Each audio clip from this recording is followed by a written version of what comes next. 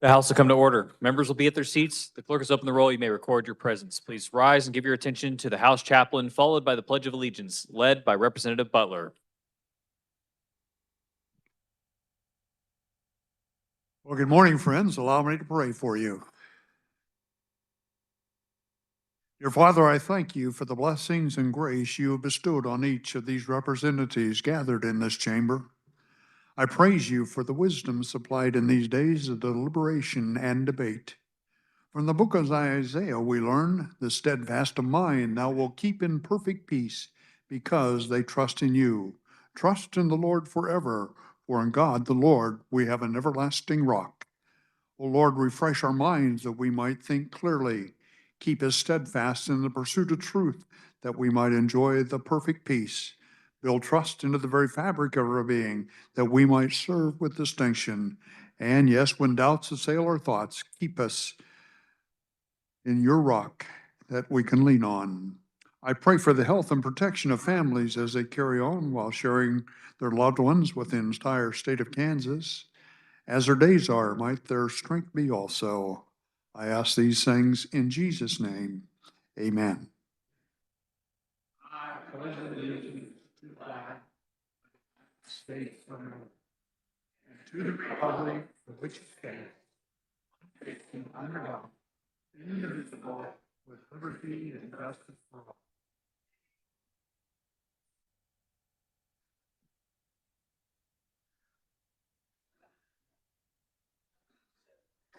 Has every member had the opportunity to record their presence?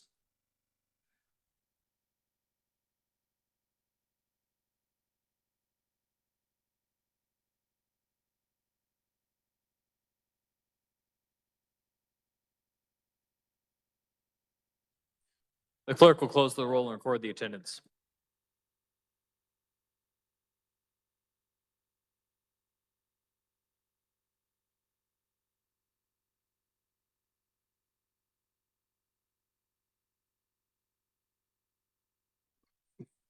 Messages from the Senate. The clerk will read. The Senate concurs in House amendments to SB 299 and requests return of the bill. The Senate non-concurs in House amendments to SB 300, request a conference, and has appointed Senators Dietrich, Vague, and Miller as conferees on the part of the Senate. The Senate non-concurs in House amendments to SB 331, request a conference, and has appointed Senators Dietrich, Vague, and Miller as conferees on the part of the Senate. The Senate non-concurs in House amendments to SB 410, request a conference, and has appointed Senators Dietrich, Vague, and Miller as conferees on the part of the Senate. The Senate non-concurs in House amendments to SB 412, requested conference, and has appointed Senators Dietrich, Vague, and Miller as conferees on the part of the Senate.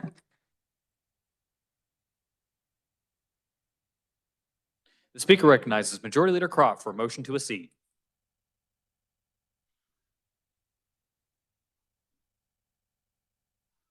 Senate did not concur on the House amendments on Senate Bill 300 and requested a conference. I move the House accede to the request of the Senate that a conference committee be appointed. You've heard the motion. All in favor, signify by saying aye. All opposed, no.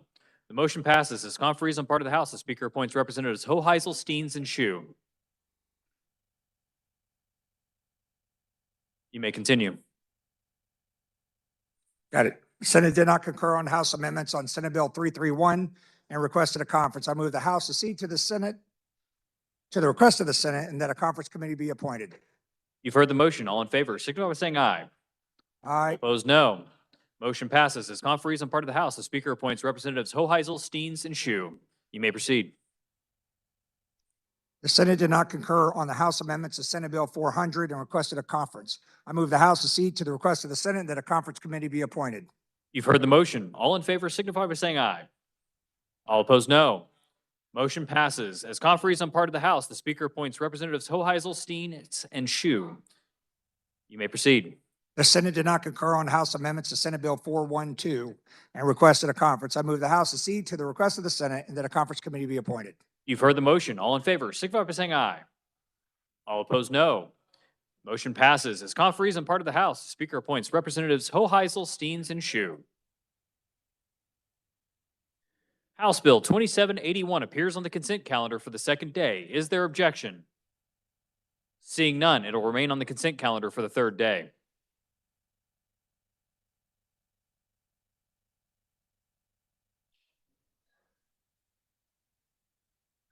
Senate Bill 473 appears on the consent calendar for the first day. Is there objection? Seeing none, it will remain on the consent calendar for the second day.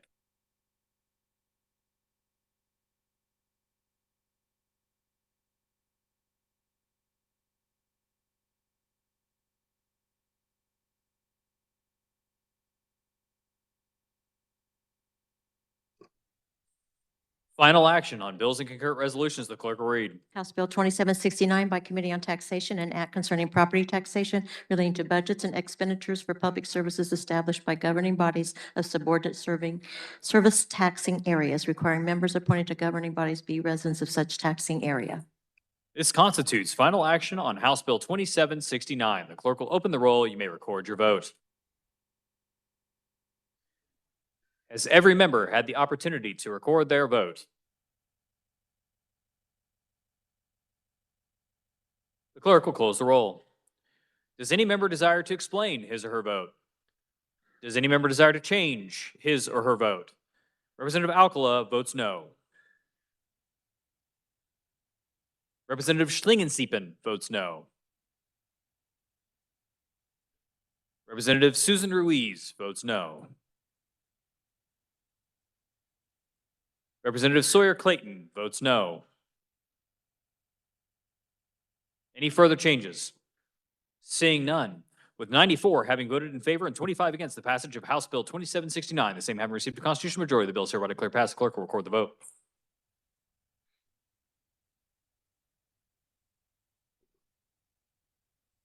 The clerk will read.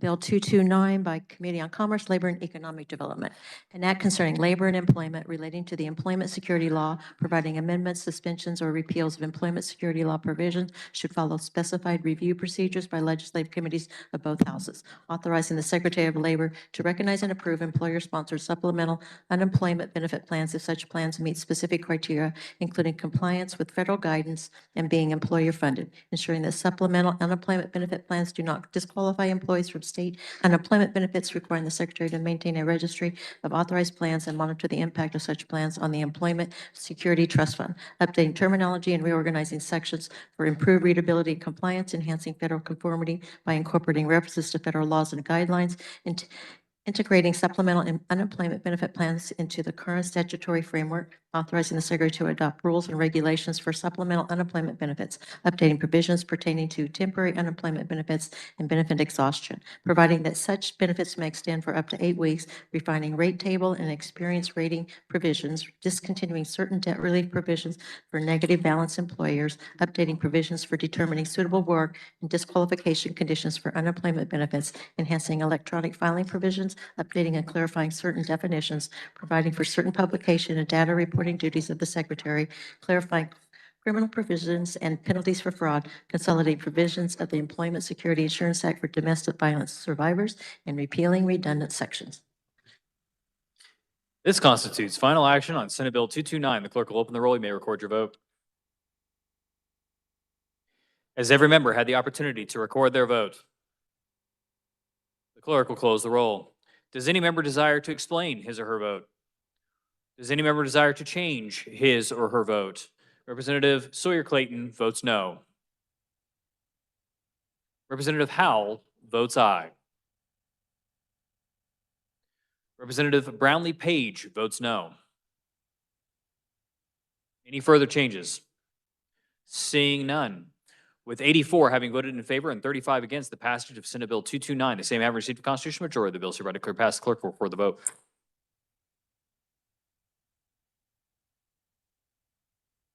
The clerk will read. SB 271 by Committee on Ways and Means, an act concerning the state children's health insurance program relating to eligibility, updating income requirements, therefore. This constitutes final action on Senate Bill 271. The clerk will open the roll. You may record your vote. Has every member had the opportunity to record their vote? The clerk will close the roll.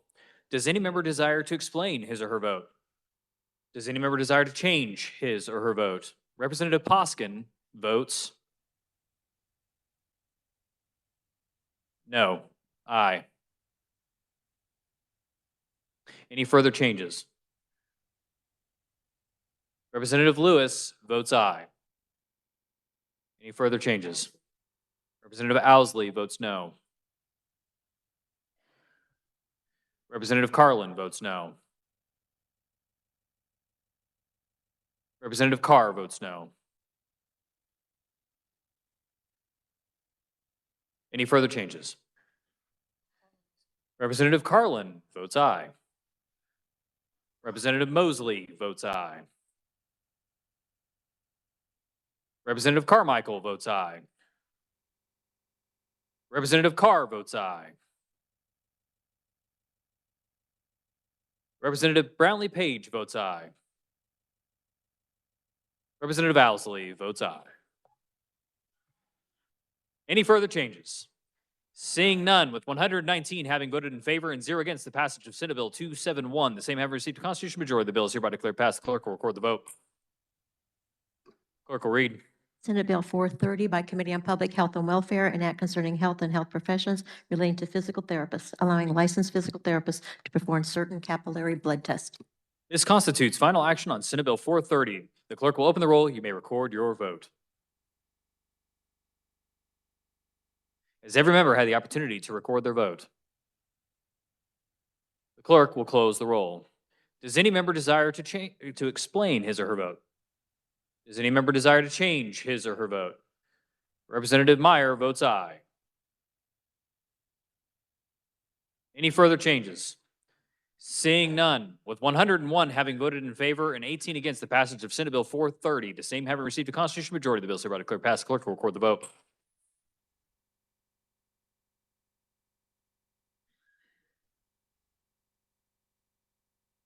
The Speaker recognizes Representative Estes for a motion to non-concur on House Bill 2468.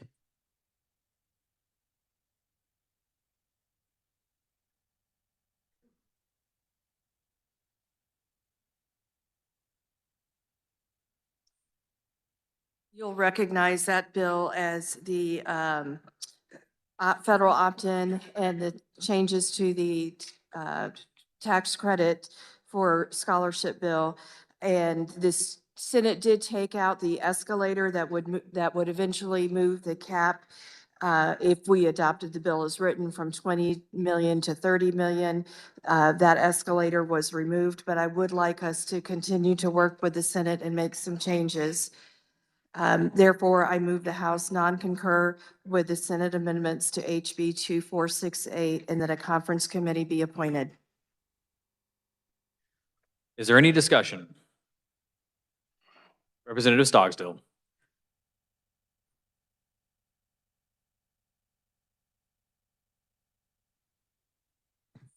Thank you, Mr. Speaker Pro Tem. I would agree with this, but this is simply a voucher bill by any other name, still vouchers. We should oppose it. Thank you, Mr. Speaker.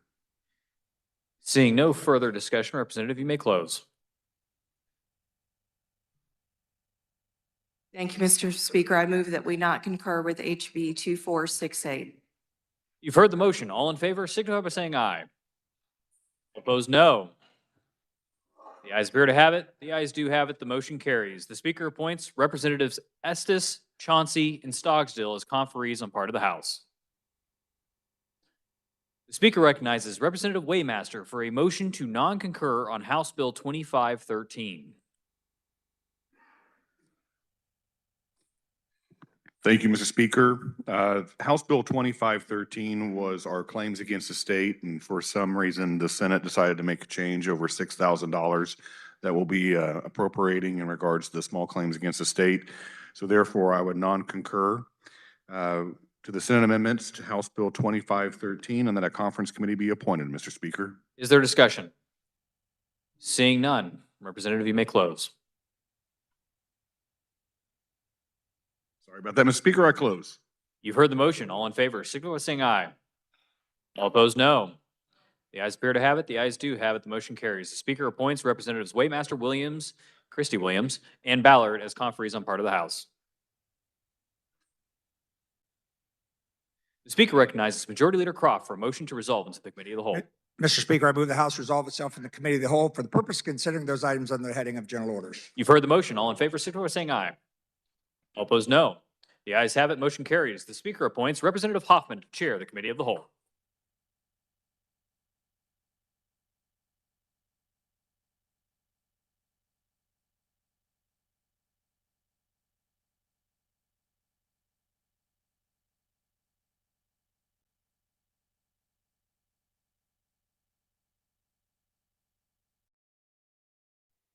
All right, good morning, everybody. First order of business is SCR 1616 to carry SCR 1616. Chair recognizes Representative Adam Smith.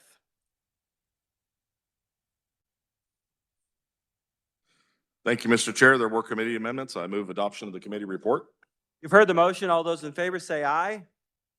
Opposed, no. Motion passes. Committee report is adopted. You may continue. I just love the enthusiasm on those committee reports. Thank you. Thank you, everybody. Body, SCR 1616 is a constitutional amendment to limit the assessed valuation increases to 3% annually on all residential property, commercial property, real property, and agricultural real property. The cap does not apply to personal property, public utility real estate, oil and gas real estate valuation, or any other classes of taxable property. If you got your copy of your bill, your resolution, as I'm sure everybody does, on page 3, it does set out several different parameters where this cap would reset back to your full fair market value.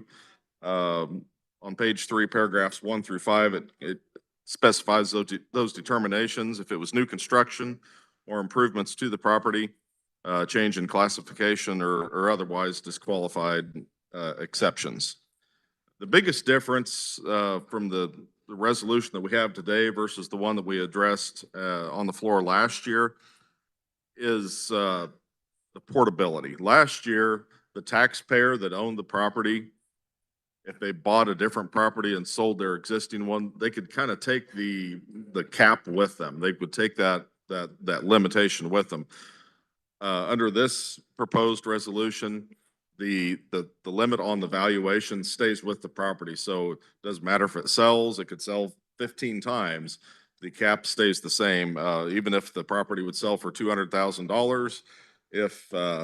If the cap had been on for a number of years, it could only be assessed at $125,000 and it would stay with the property. The resolution also does roll back the starting valuation to tax year 2022. This was done in an attempt to try to provide some relief from the valuation spikes that happened coming out of the pandemic as property values increased drastically. Just a few of the situational considerations. I always like to try to provide some examples. The rollback to 2022 is not a hard rollback. If you have a situation where perhaps your property is worth less today than it was in 2022, it's the actual value. It cannot exceed 3%, so the appraisers will still calculate the appraised value, the fair market value. They'll compare that rate to what it was in 2022, and they will take the lesser value of that. If it's exceeded more than 3%, it's capped at the 3%. There is a fiscal impact. Department of Revenue indicates that the fiscal note or the fiscal impact of the state general fund on this is $218.6 million in fiscal year 28. That increases about $30 million a year. And we had some questions on this during our calendar when we discussed this morning. This is due to the tax base that is lost on the statewide 20 mills. You have to make that up through SGF. Whatever money is not brought in from that 20 mills, we're obligated as a state to provide a certain amount of funding for K-12 schools. Anything that is not brought in by the levy has to be backfilled by income tax and sales tax through SGF funding. So that's where that fiscal note comes in. There was an amendment in committee to move this as it came over to us from the Senate. It was a ballot question on the August ballot. There was an amendment in the House Tax Committee to move that implementation date or the election date to the general election in November. Should it pass this November, it would be implemented as policy January 1st of 2027. With that, Mr. Chair, I'd stand for questions. To speak on the bill, the chair recognizes Representative Proctor. Thank you, Mr. Chair. Body, I rise in support of SCR 1616.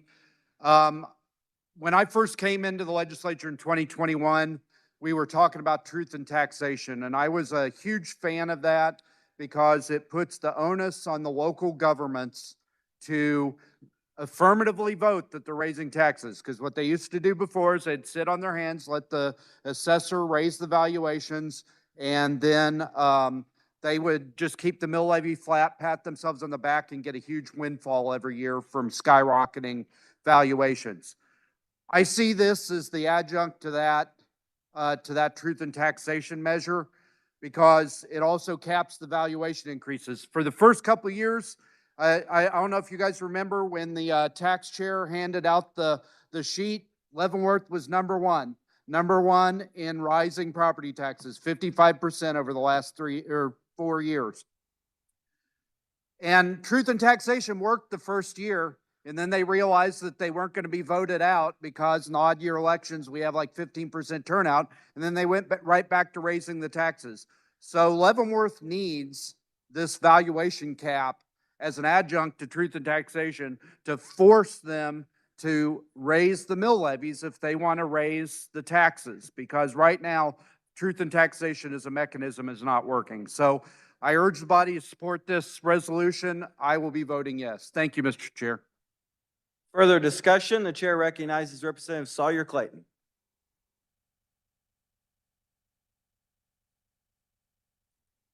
Thank you, Mr. Chair. Body, I believe that we are gathered here to have an incredibly important discussion regarding the residential property tax, especially the burden that has really caused a lot of our constituents to suffer.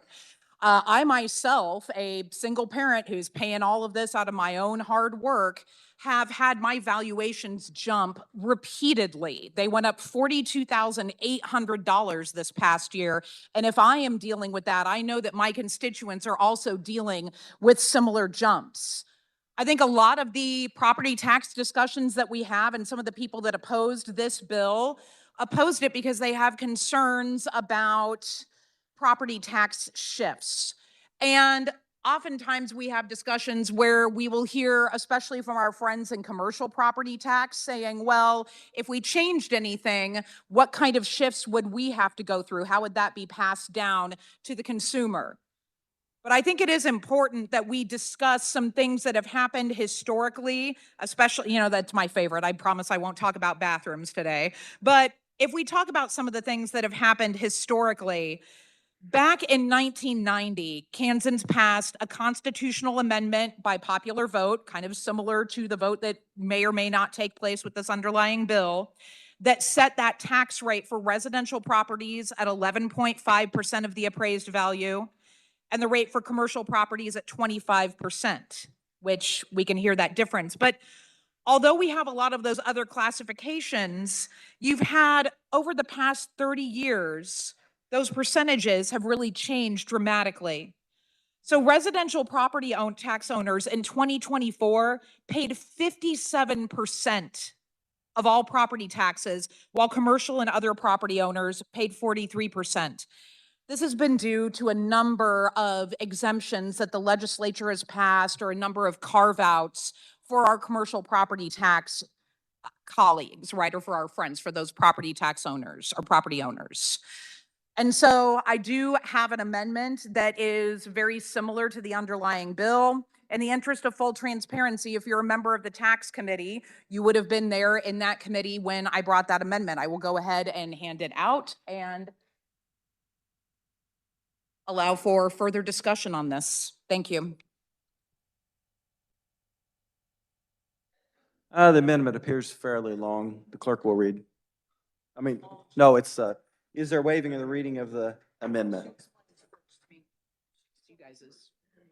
Okay, you may explain first. Getting ahead of myself. All right, so essentially what this amendment does is it guts the contents of this bill and inserts a different constitutional amendment, would still be up at the same time in November of this year. And what that amendment would do is that it would drop the assessed valuation from its current rate, which is 11.5%, to 9%. We did have a hearing on this bill back in 2023. And so again, in the interest of full transparency, you had some folks that were neutral, that included the Kansas Chamber and Kansas Realtors, that had concerns about potential property tax shifts. But I do want to make sure that we are having this discussion on the floor. We did have a little bit of a discussion on it in tax committee. And so again, like to open up this opportunity for discussion on this, and I stand for questions. Thank you.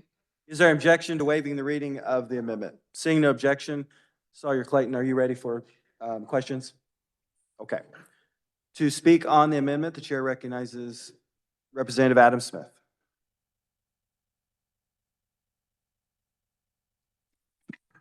Thank you, Mr. Chair. Yeah, this looks like it was the exact same amendment that was proposed in committee. You know, there's concerns about the tax shift, and the reason that we worry about that is because property taxes function off of your tax base. So any relief that you give that isn't given to everybody might provide relief. It certainly would for homeowners, but then it does shift that burden, whatever that difference is, over onto other taxpayers.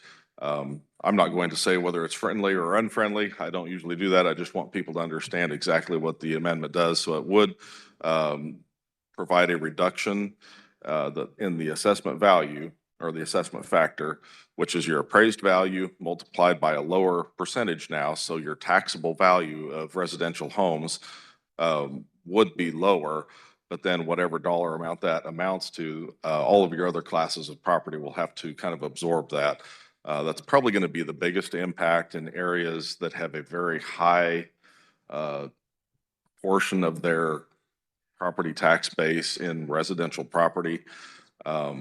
It's going to affect different communities differently, but I will say probably the fairest way, if we want to provide direct property tax relief only to homeowners, is what we've done in over the last 4 or 5 years. I think we've increased the dollar amount of that residential exemption. That doesn't shift the burden over onto other classes of property. That's property tax relief that basically comes directly from the state. It's subsidized by sales tax and income tax, so it is still kind of a tax shift, but it doesn't place a higher property tax burden on other classes of property. So thank you, Mr. Chair.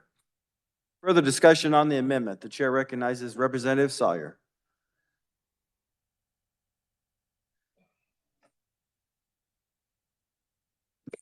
Thank you, Mr. Chairman.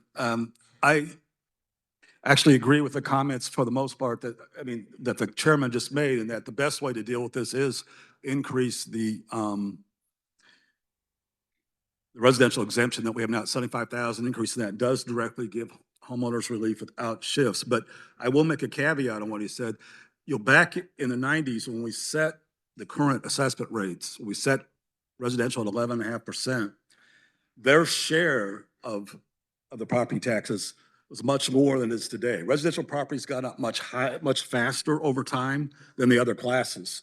So I look at this amendment as more of a rebalance, getting us back. It still doesn't reduce the residential share back to where it was in the 90s, but at least rebalances things a little bit, because residential is picking up a bigger and bigger share every year of the property tax burden. So I think it's important that maybe we every now and then look at rebalancing those percentages. We haven't done that since the 90s.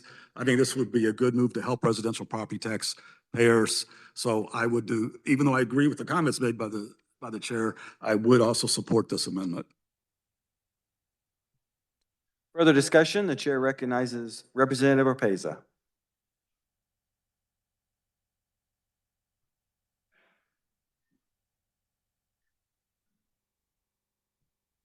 Thank you, Mr. Chair. Will the amendment bringer stand for a question? So thank you. I just have a quick question because I do not sit on the tax committee. If you could please tell me in a little bit lower form, like maybe grade 7, 8, so I understand this, because this is not my specialty. So would you please explain your amendment again, please? Thank you. What this amendment does is that it puts on the ballot in November to the people of Kansas an opportunity to vote either yes or no to lower the assessed valuation for residential homes. And it is set, lowering it from the amount that it currently is at, which is 11.5%, to the amount of 9%. So those would be those set values. And so that is how the ballot language would be. It would be on in November. It is my understanding that unlike the underlying bill, this would not have egregious effects on local government. And so it gives you an opportunity to tell your constituents, and I believe that this is something we are all hearing from all of our constituents, that you have the opportunity to take this power into your hands to set more of a balance when it comes to residential property taxes. And it does not create the harms that the current bill would. I think that we all want that opportunity. And so that is why I'm presenting this. Okay, thank you. Thank you, and I appreciate her explanation, because again, as I said, I do not sit on the tax committee, but I feel like this is definitely a better balance, and especially because we want to take something back to our constituents. I have done several explanation of votes, and as long as this amendment goes on, I think this is definitely something I can support, and I think we all could support and bring back to our constituents and be very proud of this and rebalance the scales as previously has been spoken. Thank you, Mr. Chair. Further discussion, the chair recognizes Representative Corbett.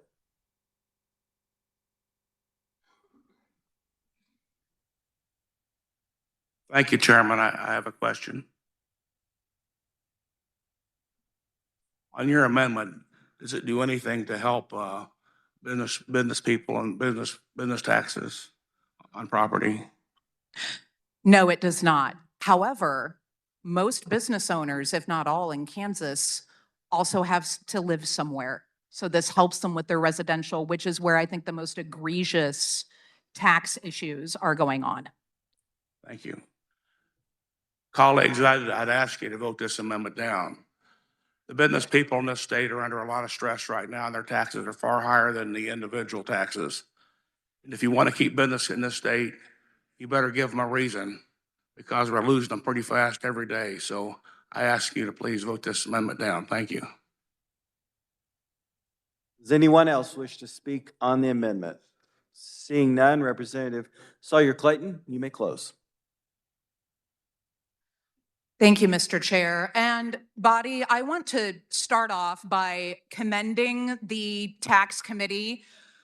We have spent a lot of hard discussions talking about this major issue of our residents suffering under this skyrocketing property tax. We have looked at all kinds of different ways to try and solve this problem. And I would like to commend our chair for the classy way in which he has conducted himself. He didn't have to be nice to me about this, but he certainly has. And I think that we can all really respect that. The way that the tax committee has run in this past biennium has been amazing. I will say, to counter any other discussions about a potential property tax shift for commercial, keep in mind that there has been a slow creep where they have actually gotten property tax carve-outs, whether that's the M&E reduction, whether it's other small little reductions over the past 30 years. It is very real that the residents, and who I might add are the main people that matter, because those are the people that pay our taxes, that pay our salaries here. We have an opportunity to tell them that we want to give you the chance to make your voice heard in November to directly reduce your residential property taxes. And so with that, let's take that opportunity. I move my amendment, and Mr. Chair, I request a division vote. Thank you. All right, the division has been called. The clerk will open the roll, and you may record your vote.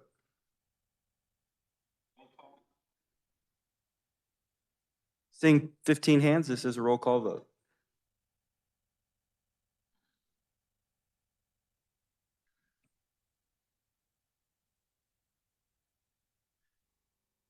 Has everyone had the opportunity to record your vote? Yeah. Please, no pictures of the voting board. Everyone has had an opportunity Record your vote. The clerk will close the roll. Does anyone wish to change their vote? Representative Schlingensieben votes aye. Anyone else? Seeing none, the nays being 78, the yeas 37, the motion fails. We are back on the bill. Representative Sawyer-Clayton, you still have the floor. Thank you, Mr. Chair. Well, that was unfortunate. We look at this underlying bill and some of the main problems will, I think, be accurately expressed by our ranking member, but I will say that we did have the opportunity to put forth a real, genuine vote to the people on property tax relief. This underlying bill, it ain't it. I would urge a no vote. Thank you. Further discussion on the bill. The chair recognizes Representative Hubert.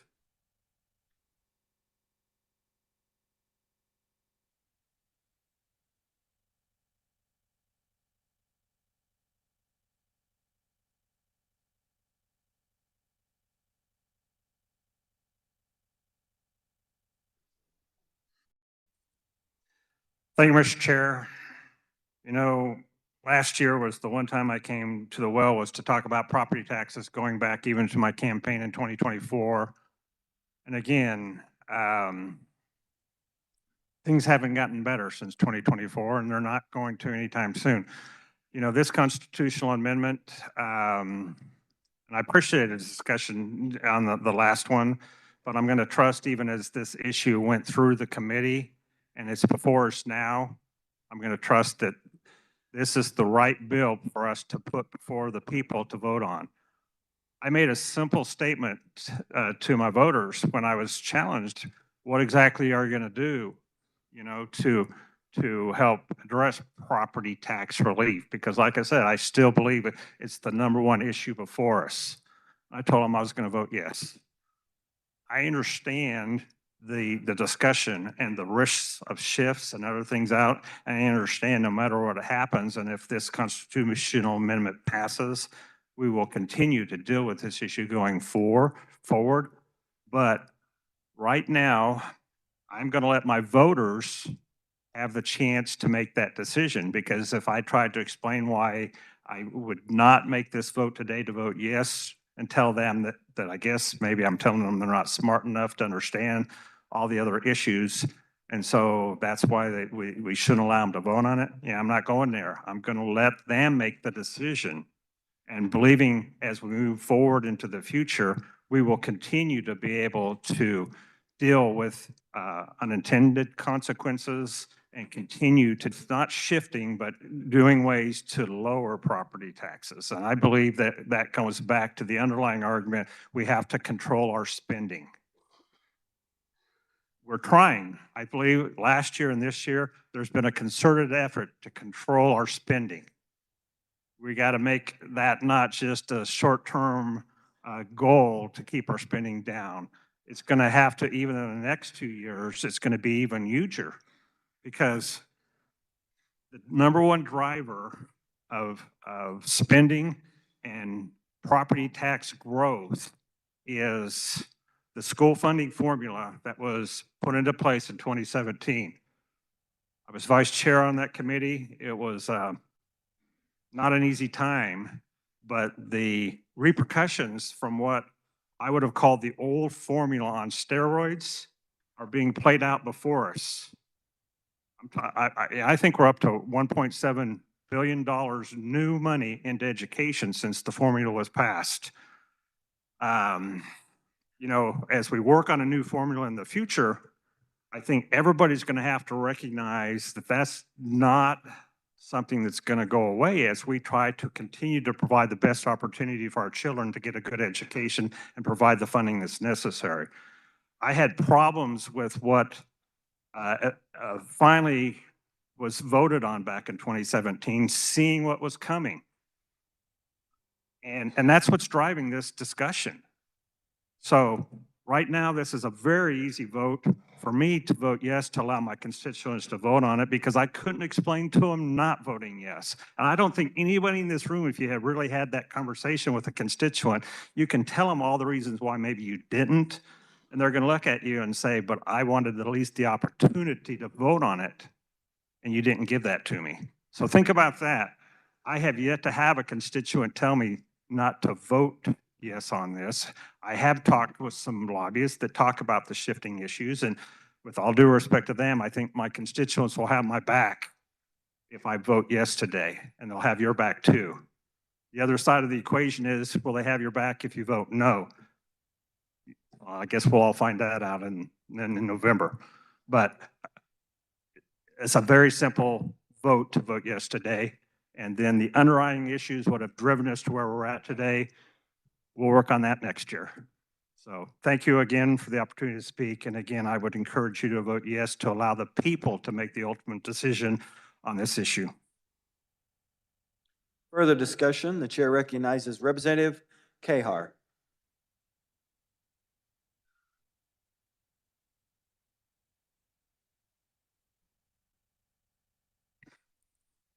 Thank you, Mr. Chair. In reading SER 1616, I was concerned that we might be placing an unintended burden on those who might need to make improvements to their property, that if they needed to add a shed, a wheelchair ramp, or a garage, the entire property would be reassessed. With that, I have an amendment.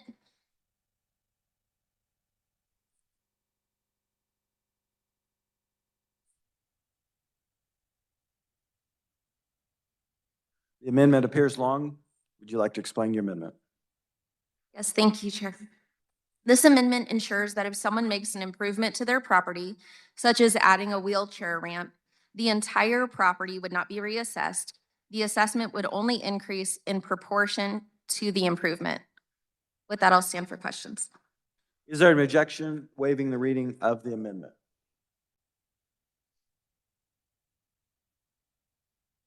Seeing no objection? Okay, there is an objection. The clerk will read. I move to amend SCR 1616 as amended by House Committee on page 3 and line 17 after when by inserting improvements that have been made to the property resulting in an increase in value as provided in this subsection, or when in line 18 by striking, or in line 19 by striking. The objection has been waived. Representative Kahar, would you like to proceed? You want to further explain, or are you ready for questions? I'll take any questions. Thank you, Mr. Chair. Okay. Chair recognizes Representative Adam Smith.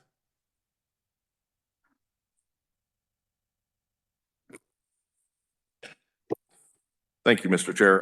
Again, I tend to not get up here and say if there's a friendly or an unfriendly amendment, but I want to make sure everyone understands what this amendment does.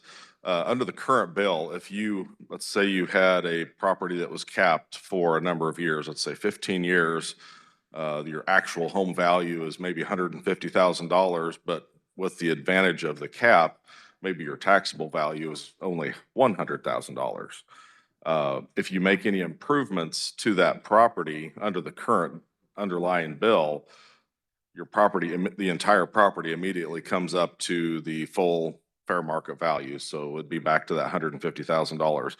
That's one of the concerns that was expressed is by doing that, do we kind of disincentivize making renovations or improvements to your home? So it looks like the way this amendment reads is you would still be able to take advantage of that cap on your base value of your property, but the full value of that improvement, if it was a $50,000 improvement, that would be added to the cap.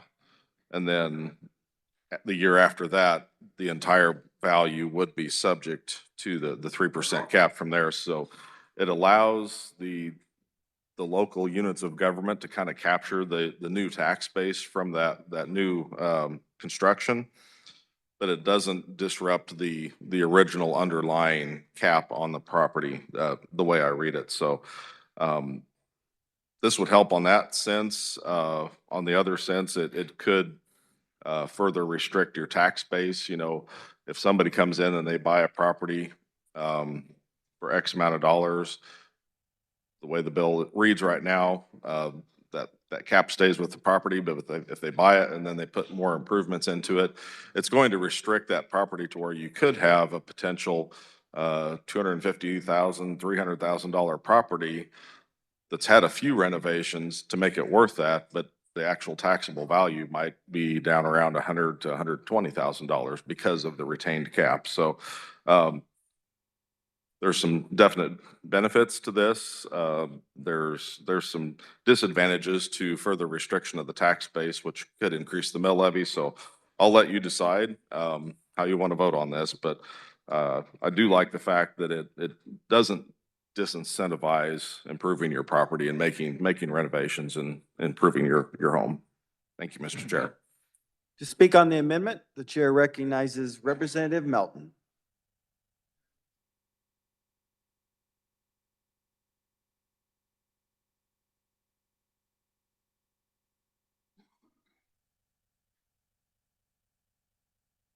Thank you, Mr. Chair. Would the carrier of the amendment stand for a question?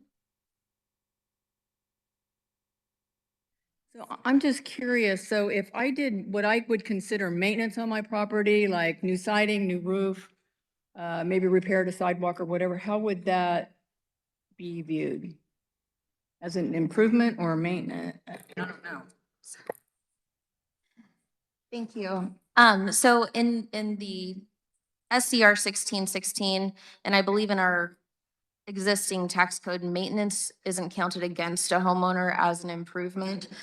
So this wouldn't be so much in replacing a roof or regular maintenance, but what this deals with is improvements, which are explained in SCR 1616. And an improvement would be an addition, like the example of if you're adding a wheelchair ramp or something that wasn't already there, that wouldn't count as maintenance. Okay, thank you. Further discussion, the chair recognizes Representative Sawyer.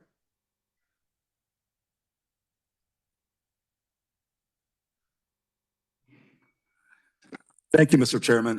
I think the tax committee chairman did a good job explaining kind of the issue with this. You know, on the one hand, this really does kind of illustrate one of the problems we have with these caps, period, is that you create these inequities, and this just exacerbates that problem. On the one side, it continues to get us further and further away from market value, holds that value down. It causes the mill levy to have to be higher, causes the shift onto other properties. So you have that problem, and it makes that worse. On the other hand, this amendment takes care of one of the other problems in the bill, and that the way the bill's written, it would discourage you from ever wanting to improve your property, because you make an improvement, you get a huge increase in your property tax, especially if it hadn't been improved for a long time. So you have problems either way. This kind of fixes one problems, but actually makes the inequities, the inequalities, and the shifting problem worse. Chair recognizes Representative Delperdang.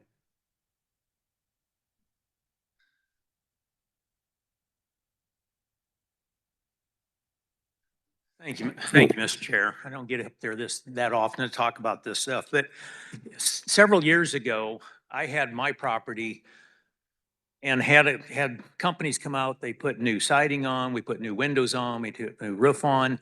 It truly looked like a brand new house. Didn't really think about it from the tax perspective. At that point, the next go around, I realized there was a checkoff box when I got my tax statement of, is this property below standard condition? Is it average, or is it above average? And when it hit above average, the bill went up accordingly. So I don't know if this bill would do anything to really address that, but talk about a disincentive throughout all the neighborhoods for people to go up and fix their properties up and make the improvements. Just because you put on new siding or you painted your house, why are we now getting the tax man out here with his calculator running along here? This has got to stop. Would you be able to at least answer the question, would this have any effect on that whatsoever? Thank you for the question. So what this does is if anything's considered an improvement, then if there's an improvement, the entire property would not be reassessed, only the improvement. As the tax code stands, maintenance shouldn't count against you. And so anytime there's just a maintenance issue, I would strongly suggest an appeal to those. But I understand that concern, and if I would go argue on either basis under maintenance or improvement, if they were disincentivizing just regular window replacement, roof So, replacement. and don't run off, but when you say improvement, you mean a home addition or a new garage or something like that? Not just, you could call it maintenance, but if I have all new siding and stuff put on, to me, that's kind of an improvement, but it is a maintenance issue. So Thank you. So I think under maintenance, you could argue for some of those pieces, and for improvement, you'd be covered in the other pieces. And so if the appraiser were to argue, well, it's an improvement to put new siding on, then this would take care of that. And if the appraiser is arguing, no, that's maintenance, then the existing already takes care of that. all right. Now, either way, I appreciate the bill and the amendment coming up. We've got to do something. The property tax issue, I think, is way out of control. No matter what the bill does, you can still look at what our appraisals have done through the years. What are they going to do next year? We may do something that's going to knock it down by, with one of the amendments that went up, to knock the appraisal portion from what, 11.5% down to 9%. That's a 2% change. Next year, they come around and add another 25% to the value of the house. How are we getting our hands around this? It is a complex question. It is a tough one, but we've got to do something. So thank you. Further discussion on the amendment. The chair recognizes Representative Weichel. Thank you, Mr. Chairman. Will the bringer of the amendment stand for a question? So my question, I think, is very similar, but just to read to the previous person who came down, but just to reiterate, who decides something is maintenance versus an improvement?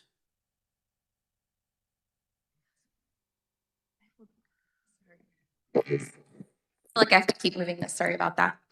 I'm not sure who, I think currently that's between the county appraiser and could be appealed, but I would like to confirm with the revisor if that's appropriate. Thanks.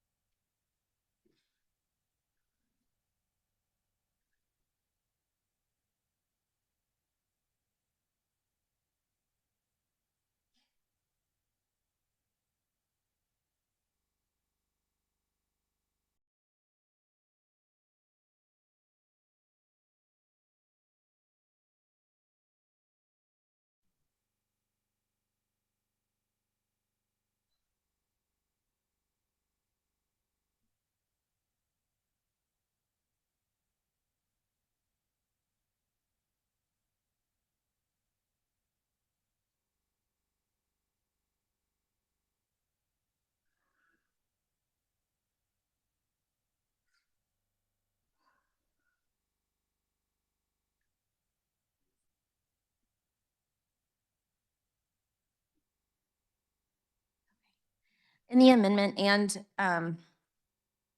in the original amendment, the legislature has the ability to enact the law to further define those. The day-to-day comes to the appraiser, but the legislature is who can ultimately define maintenance and improvements. Okay, so to clarify, if this amendment were to go on and it were to pass, it would be up to the county appraiser to decide if your new windows were maintenance or improvement, unless the legislature comes back and passes a bill to really clearly define everything that's maintenance versus improvement. So at this point, we don't know what is maintenance or what is improvement. Is that right? So as it is right now, they're already deciding what's maintenance on an annual basis because maintenance is already excluded under the current tax law.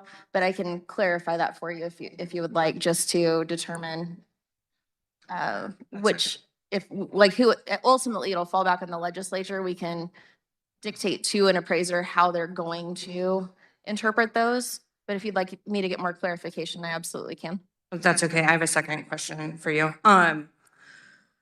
So if somebody makes an improvement that would then add to the revaluing or revaluing of their property. What are the logistics of that? Like, do they have to, like, who determines how much that improvement costs? What kind of proof do they have to submit? Like, what does that look like? So since this is a constitutional amendment, they don't go into that detail. That is left up to the legislature within the amendment. Okay, thank you.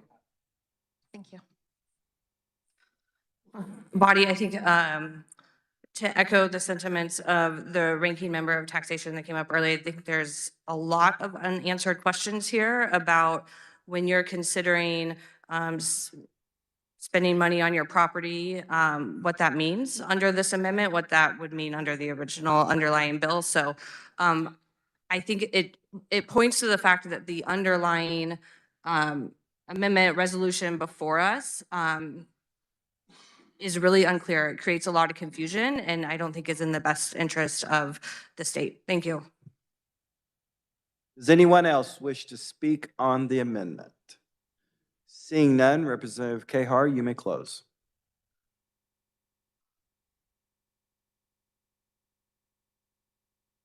Thank you, Mr. Chair. Just to reiterate, this amendment ensures that if someone makes an improvement to their property, such as adding a wheelchair ramp, the entire property is not reassessed. The assessment would only increase in proportion to the improvement. To just address any concerns from before, right now, the appraiser is who's going to determine maintenance, but then you can also appeal to the state board to, if you have an appeal to that. So it already lies between the appraiser and the state. This would just further that, and then it leaves room for the legislature to make more specific details in that, as most constitutional amendments would. With that, I move my amendment. Thank you, Mr. Chair. You've heard the motion by Representative Kahar to amend. All those in favor say aye. Opposed, no. Division's been called. The clerk will open the roll and you may vote.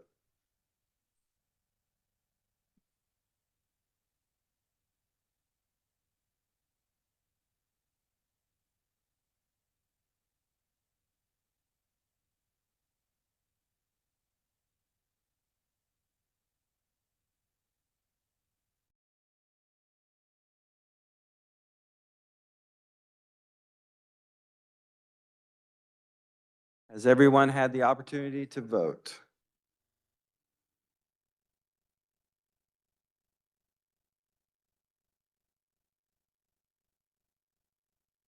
The clerk will close the roll. 45 being yes, 64 no. The motion fails. We're back on the bill. Representative Kahar, you still have the floor.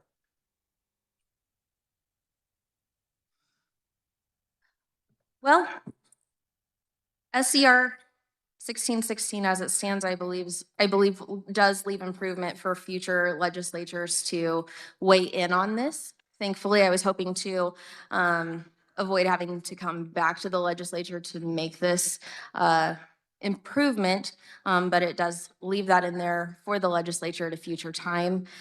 With that, I will end. Thank you. Further discussion on the bill. The chair recognizes Representative Mosley.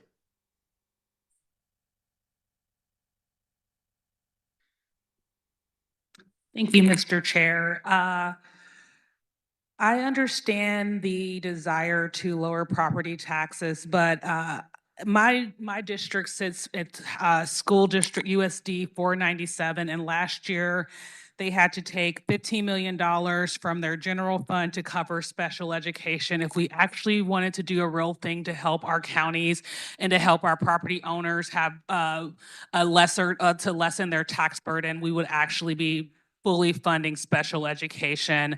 And that's all I have to say. Thank you, Mr. Chair. Further discussion. The chair recognizes Representative Sawyer.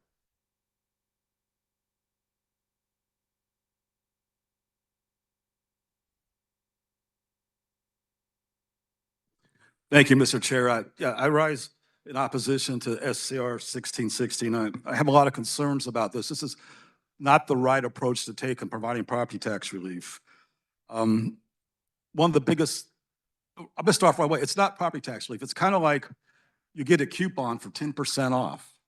So you go to the store to use your 10% off coupon, and the store raised all the prices by 10%.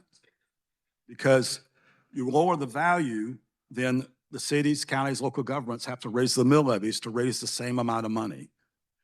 Last year's bill is very similar to this year's bill. So I had researched, look at what it would take if every local government just went revenue neutral. How much of a mill levy increase would it take? On the average across the state, went from 128.7 mils to 159 mils. So a 31 mil increase just to stay revenue neutral. So you're causing major tax shifts. You're causing the mill levy goes up. And so instead of getting a tax cut, you're still paying more taxes.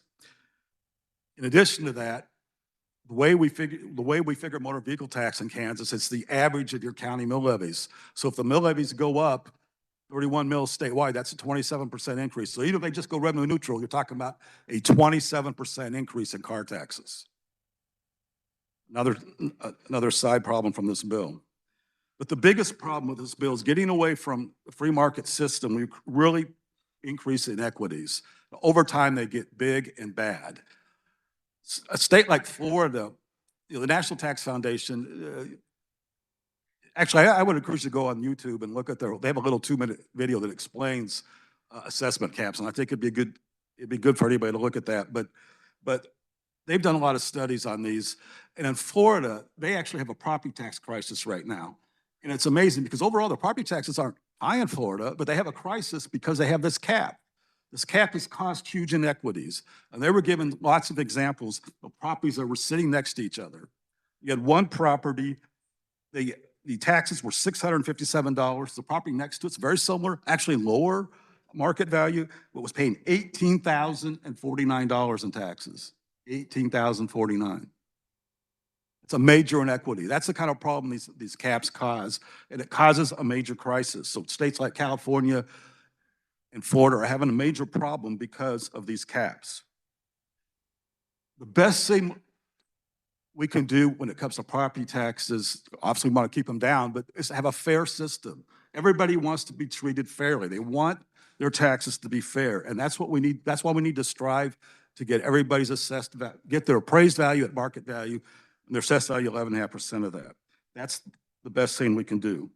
The bill as written will discourage home improvements because if you do those improvements, you could get a huge tax increase.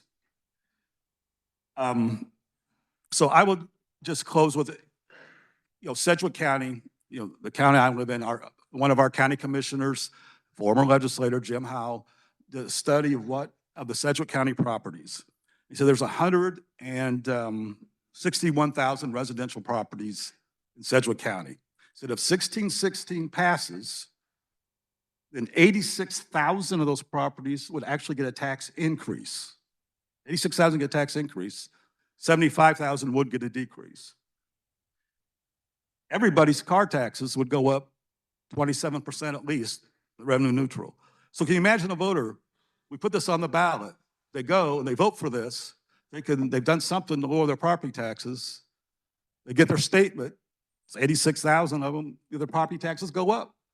And on top of that, their car taxes have gone up at least 27%. So this is not the right way. We do need property tax relief. This is not the right approach to take. I'd urge you to vote against SCR 1660. Further discussion, the chair recognizes Representative Howe.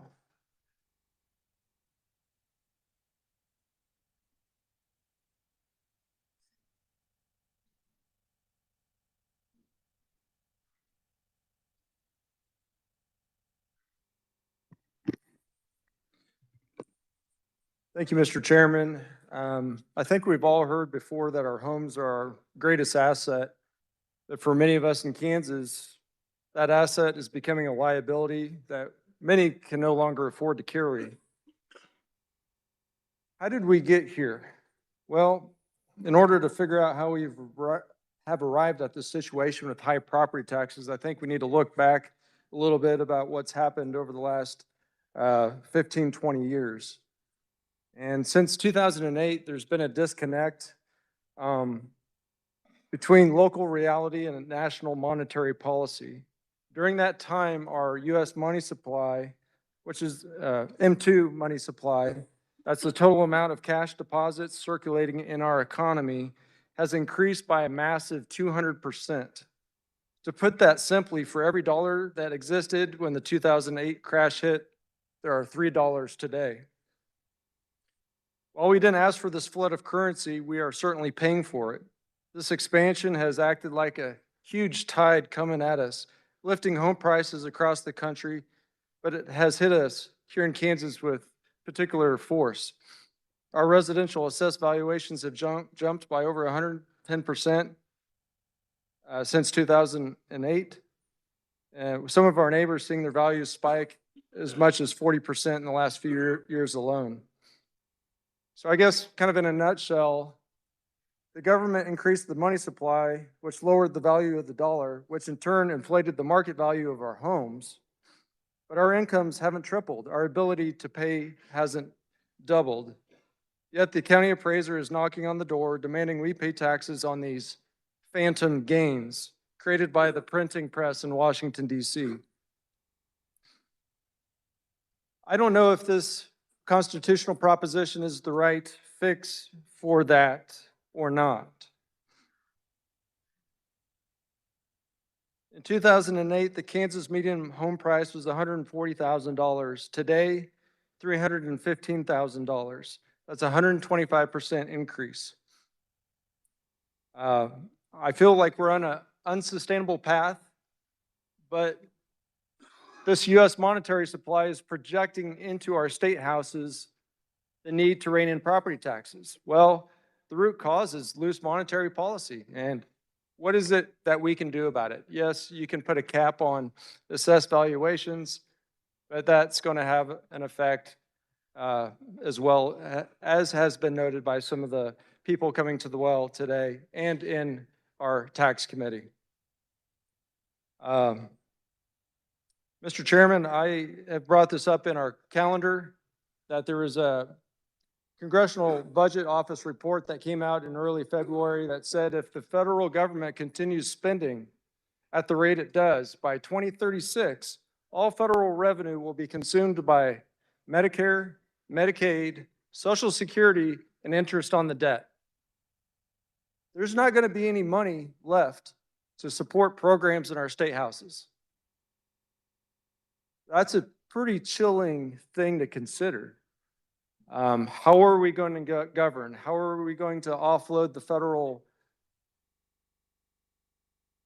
How are we going to offload the federal money coming to the state when there's going to be less of it in the future? These are all things that we're probably not going to accomplish or address in this legislative session, but those that come after us will.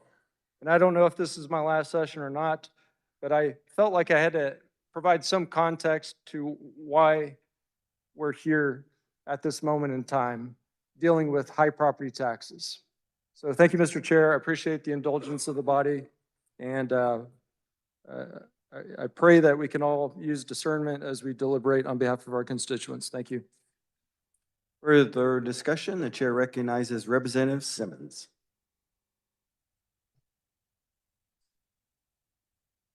Thank you, Mr. Chair.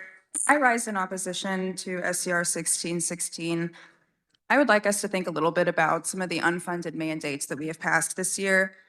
Some of them are quite controversial, and I would encourage all of us to strip our partisanship away from the conversation and focus just on the numbers. Since we have passed the cell phone bill, we've seen a number of news articles that indicate school districts are going to be on the hook for obscene amounts of money to implement that. Additionally, SB 244, our local governments have said it could cost millions of dollars. That's going to have to be paid for somehow. I wish we would have done property taxes first. I wish we could have focused on that rather than spending local government money instead. I also am fascinated by a central theme in a lot of the debate today.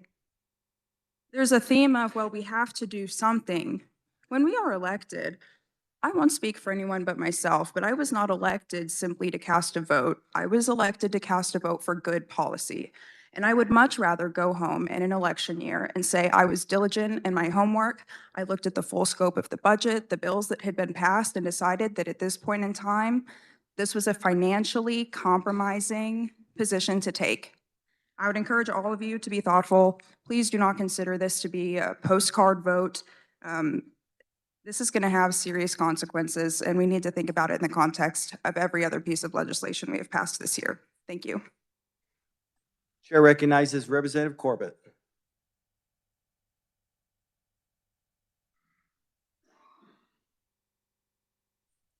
Thank you, Chairman. We're here at the bottom of the ninth. Everybody that's talked against this bill does not have a plan to any better or one at all. This underlying bill is a good bill. This bill wasn't conceived for local government. It was put together for constituents who are sick and tired of having no say in watching their taxes go up. So this shouldn't be a partisan vote. We all ought to get together, and I don't know how you can go home and tell your constituents you had a chance to lower their taxes, didn't have another plan, but just voted no for no reason at all. I urge you on both sides of this aisle, before we get out of here today, to do something for your constituents, and I guarantee you they'll appreciate it. Thank you. Chair recognizes Representative Kahar for the second time.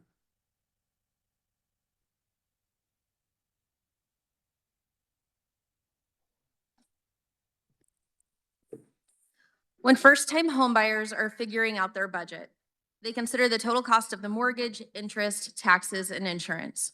When the taxes double over a few years, they are no longer able to afford the house payment they budgeted for. When our seniors on a fixed income and their taxes double, they can go back to work if they are physically able, cut out on their necessities like prescription medicine, or they can lose the home they've worked for years and hope to live in for the rest of their life. I have people in my district that pay over $12,000 a year in taxes, and I have people who pay closer to $3,000 a year. I've heard support for this amendment from both. They are all begging for tax relief, and a 3% cap on their assessment helps all homeowners at the same rate. He said, I apologize. I sat next to members of my city council and heard members of my county commission repeatedly tell residents who are scared of losing their homes and concerned about their tax bill, well, it's not my fault. Your home is worth more, so your assessed value went up.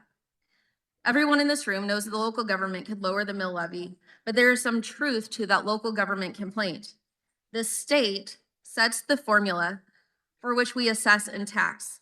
The assessment process is a state issue, not a local issue.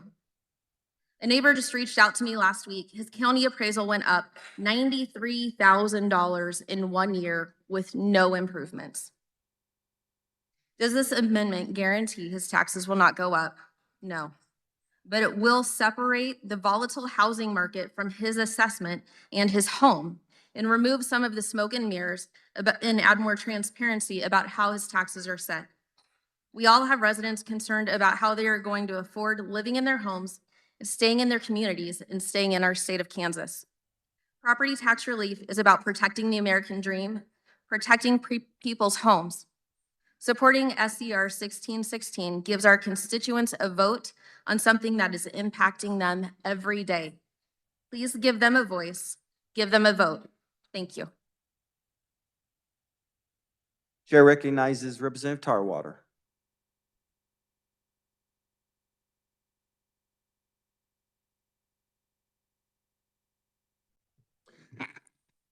Thank you, Mr. Chairman. So, property tax is the #1 issue for many years now, ever since COVID happened, really. And we've talked about it each year. We've tried to find solutions up here, and most of you ran on it this last election, got reelected because of property taxes. I did not run on property taxes because I know that 100% of property taxes are spent at the local level. And it's the locals that are charging these property taxes. Yet somehow it falls on us today. It falls on us. We get the blame for some reason. So here's the truth. COVID happened. Supply chain issues happened. Inflation happened. And the local governments all took advantage of the increased cost and increased valuations and pretended like they didn't raise property taxes, yet it's the number one issue. We've had umpteen bills come through here to address this issue, and 100% of them so far have done nothing but stop the bleeding and stop the progression. This resolution does more than that. Today, we have the opportunity to actually roll back property taxes back to 2022 levels before all this happened, like it should have been in the first place. You know, you talk about maybe it might affect schools. Schools are having issues because of declining enrollment, and they're having declining enrollment because people are moving out of Kansas. We've got to lower property taxes in order to keep people in Kansas. You know, each student throughout K through 12 is worth about $250,000 to the school district over that time period at today's dollars. Come to think of it, every abortion costs these schools $250,000.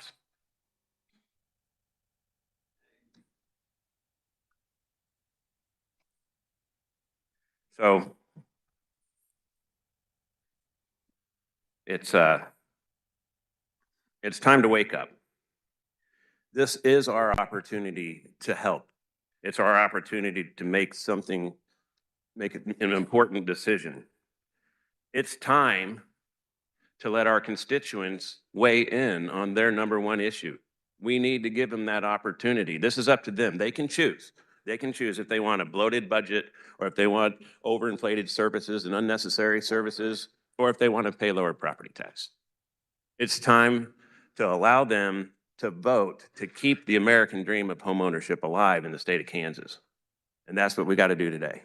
I ask for your support on this bill. Thank you. Might remind the body, no matter what you think of what the person said at the well, please keep your objections to yourself. No heckling the speaker. Chair recognizes Representative Weichel. Thank you, Mr. Chairman. Will the carrier of the bill stand for a question?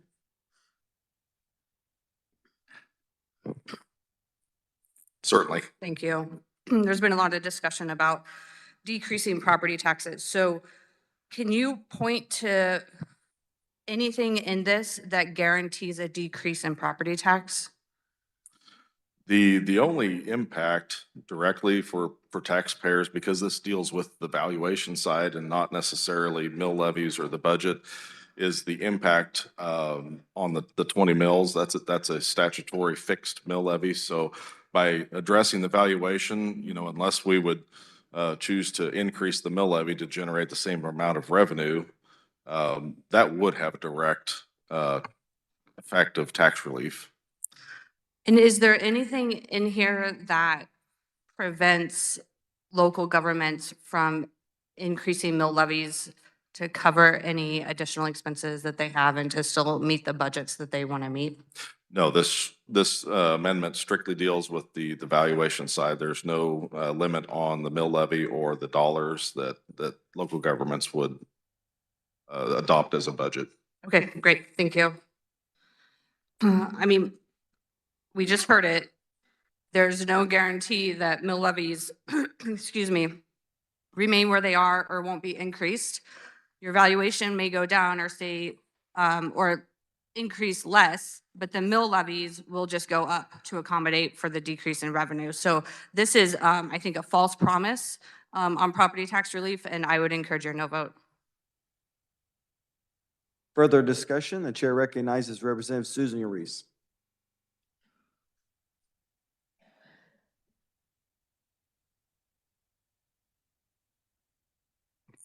Thank you, Mr. Chair. I have a question for the carrier of the bill.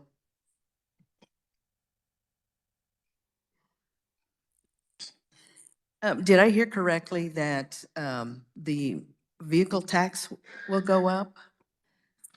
The 3% limit only applies to all residential property, ag real property, and commercial real property. So any personal property would not be subject to the cap. So if there was an increase in the mill levy, it would have an increase in that.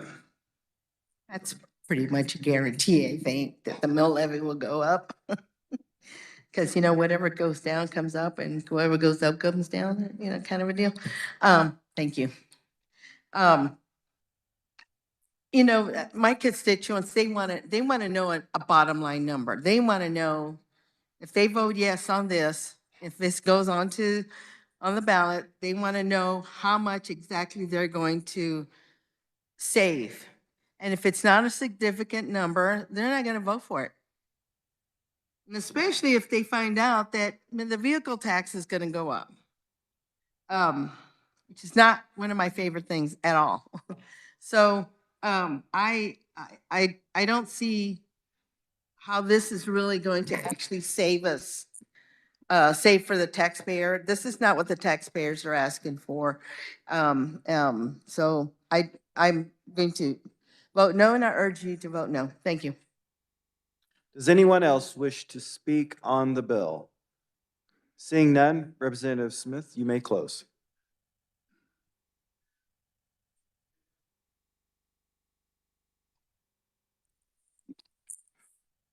Thank you, Mr. Chair. You know, decisions that we make in tax policy echo for years. When we're talking about the budget, appropriations, those are kind of our needs and assessments that we have in the current time and in the near years.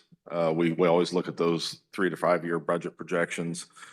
Decisions that we make with tax policy have a lasting effect. I would be remiss if I didn't harken back to a few years ago when we made the decision, and many of you were here. I don't think everybody was. It's been a few years back, but we made a decision to dedicate, I'm not sure what the number is, maybe $450, $500 million towards cutting the state food sales tax. That's in perpetuity. If we would have devoted that money to property tax relief, we could have cut our mill levy, the statewide mill levy, in half. We could have directed that money otherwise, but that's revenue that has been foregone. I'm not saying that was a bad decision or a good decision. I'm just saying that was a policy decision that we made. But when we make decisions on tax policy, it lasts. And we have to make wise decisions that we are able to live with in the future. I would like to close by restating the comments from the representative from the 90th district.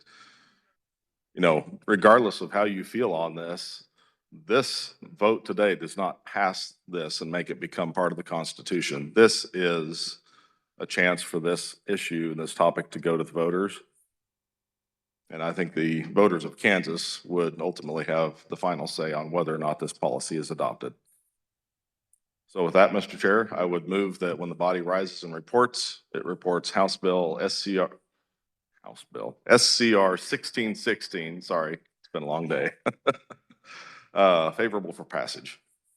You've heard the motion by Representative Smith to report Senate Concurrent Resolution 1616 favorable. All those in favor say aye. Opposed, no. Noes appear to have it. Noes do have it. Motion fails.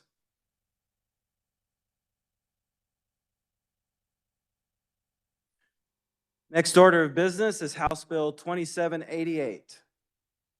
To carry House Bill 2788, the chair recognizes Representative Christy Williams.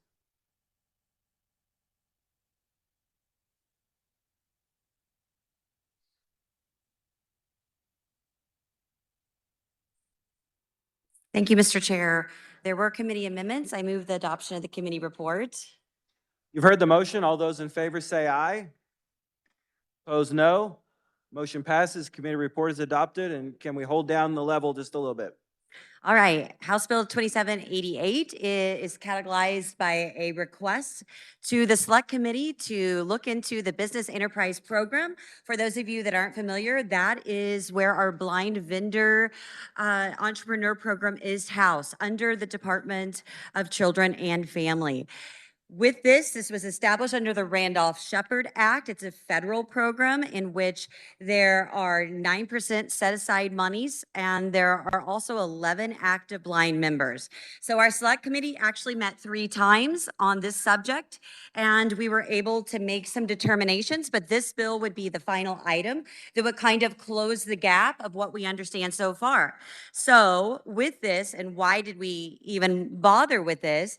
Number one, we reviewed an internal audit from 2020, and that internal audit showed that there was non-compliance with federal and state law. It also showed that there were activities and operations and lack of reporting throughout this particular program.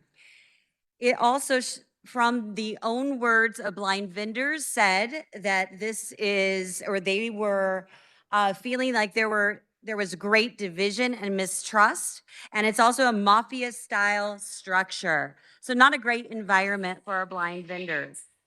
So what does this bill do? In really quick summary, it creates a task force. It's got 9 members.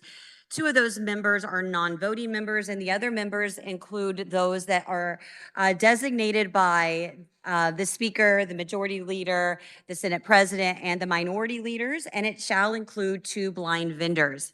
And with this, they are given the task, it's a big task, of coming up with recommendations to the legislature of how this program can actually operate and succeed and be more inclusive and more helpful to others.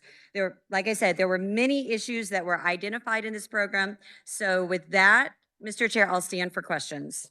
Does anyone wish to speak on the bill? The chair recognizes Representative Ballard.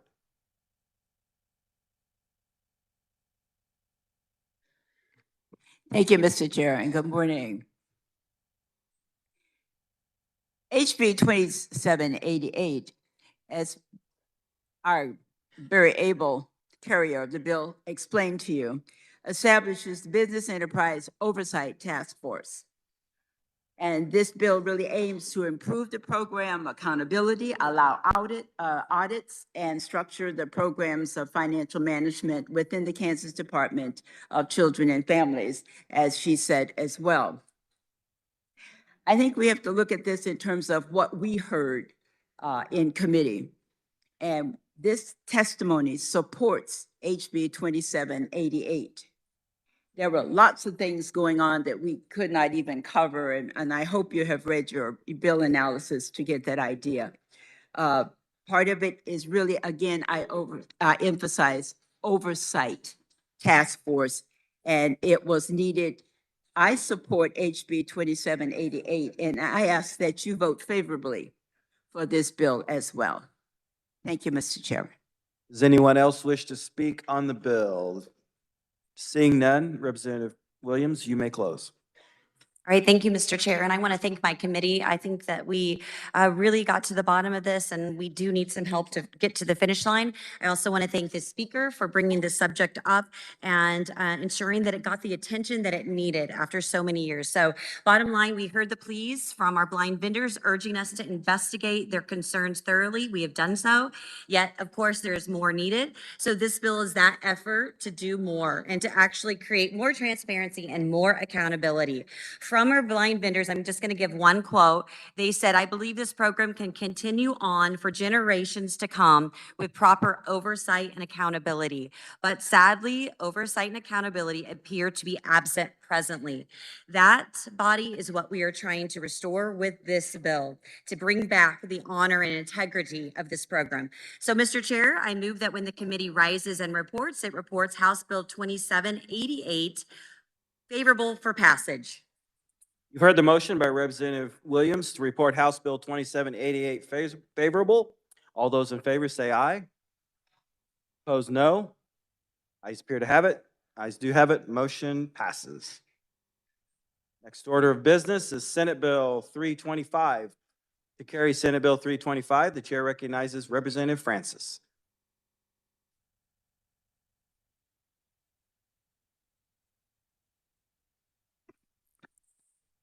Thank you, Mr. Chair. There were committee amendments. I move the adoption of the committee report.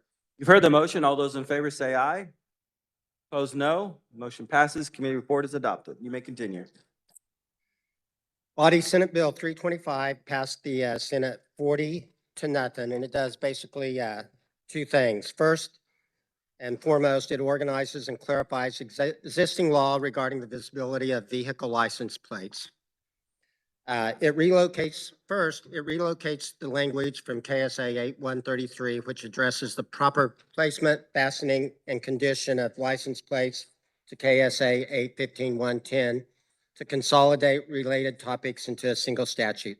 The reason that this is important, where it is currently, the penalties can be up to $2,500 and up to 90 days in jail. When we move it to the new statute, then the penalty becomes $60. The second thing the bill does, because of a Kansas Supreme Court in July 2025, State versus Beck, there was a need to clarify existing law by defining the phrases clearly legible, clearly visible, legibility, and visibility as they apply to the readability of license plates. We did add one amendment brought by the member of the minority party. And what that did was it instituted a warning period for anyone in violation until January 1 of 2027. So if there were some inappropriate covers out there, people could be made aware of it. Again, this is existing law, just a clarification and a reduction in fines. So with that, I would stand for questions. To speak to the bill, the chair recognizes Representative Helgerson.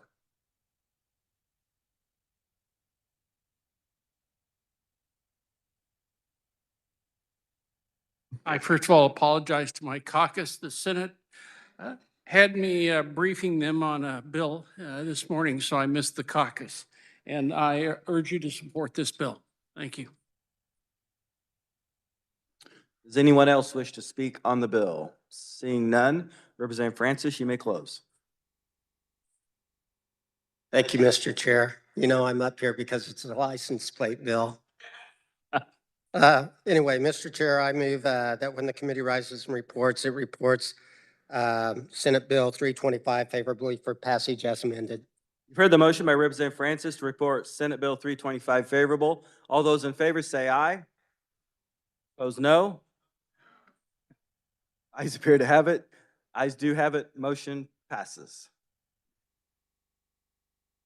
Next order of business is Senate Bill 353. To carry Senate Bill 353, Chair recognizes Representative Collins.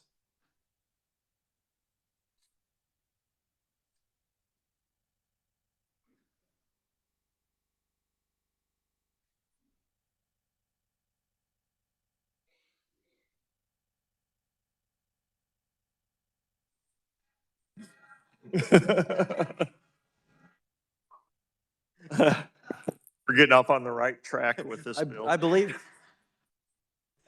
the conductor from Sedgwick County is out of order. All right. All right, you may continue. Thank you, Mr. Chair. There were committee amendments, so I move the adoption of the committee report. You've heard the motion. All those in favor say aye. Opposed, no. Motion passes. You may continue. Thank you, Mr. Chair. Railroads have played an important role in the development of Kansas, starting with the Elwood and Marysville Railroad, which was a short 5-mile track between Wathena and Elwood near the Missouri River. That same year, the Atchison, Topeka, and Santa Fe Railway was chartered to connect Kansas towns to Santa Fe, New Mexico, following the path of the famous Santa Fe Trail. Rail transportation continues to play a large part today in our state's economy, with approximately 4,600 miles of active track in Kansas. Senate Bill 353 would create the Kansas Railroad Hall of Fame Act, which would establish the Kansas Railroad Hall of Fame, a selection committee to choose its honorees and manage the Hall of Fame, and a process for the selection of honorees. The bill also would designate the Great Plains Transportation Museum in Wichita as the official site of the repository for the Hall of Fame Selection Committee organization. And the 7-member selection committee shall include 1 member appointed by the Sheet Metal, Air, Rail, and Transportation Workers Union or any successors to that organization, 1 member appointed by the Kansas Railroad Association, one member appointed by the President of the Senate, and one member appointed by the Speaker of the House of Representatives. And the Executive Director of the Transportation Museum and the Executive Director of the State Historical Society would also serve as ex officio members with all powers of appointed members. And the governor would appoint 2 members from the list of current or former members of the Transportation Museum Board of Directors provided by the board. And with that, I stand for questions. Speak on the bill. The chair recognizes Representative Carmichael.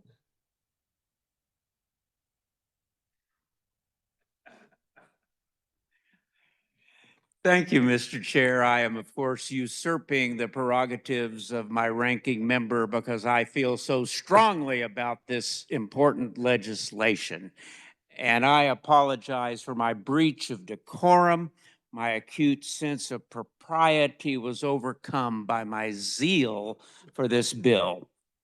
You may recall that a couple of years ago, a former friend and former representative, one Scotty Hill of Abilene, who has now besmirched his family name by moving to the Senate, brought us legislation to designate a dinky locomotive at the Abilene and Smoky Hill Railroad as the official state locomotive.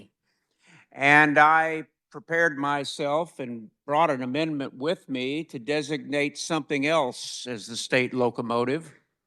But I looked into the gallery and I saw children from Abilene and realized that if I were to try such a stunt, it would disappoint them greatly. So instead, we gave them a lesson in legislative compromise. I held my amendment and said there will come a day when I'll look forward to your support. And I'm happy to report to you that now Senator Hill supported this legislation, and I appreciate it. And as a result, I want to make you aware that on April 24 and 25, there will be planes, trains, and cowboys in Abilene at the Abilene and Smoky Hill Railroad. And I think you would find it well worthwhile to attend. I want to tell you that this is excellent legislation. I want to just tell you very briefly that there is, for example, ATS and F, Atchison, Topeka, and Santa Fe Railway locomotive number 3768 at the Great Plains Transportation Museum in Wichita.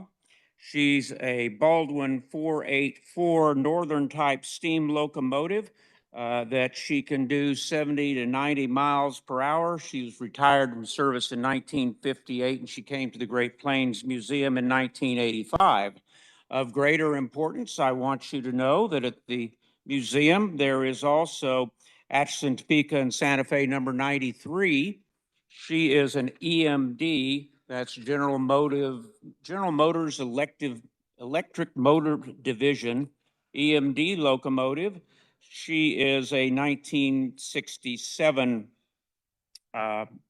FP45, and she served for 31 years on the Santa Fe, hauling such trains as the El Capitan and the Chief.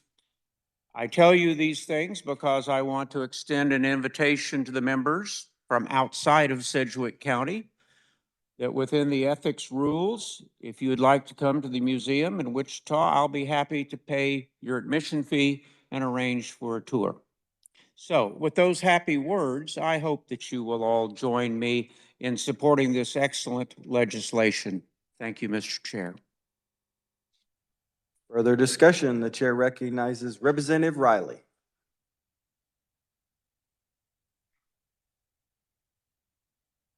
Thank you, Mr. Chair.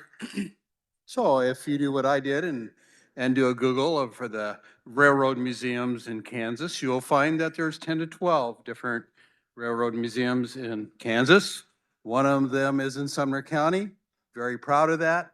And I would match the previous representatives' offer to pay for you coming to the Panhandle Museum, Railroad Museum in Sumner County in Wellington.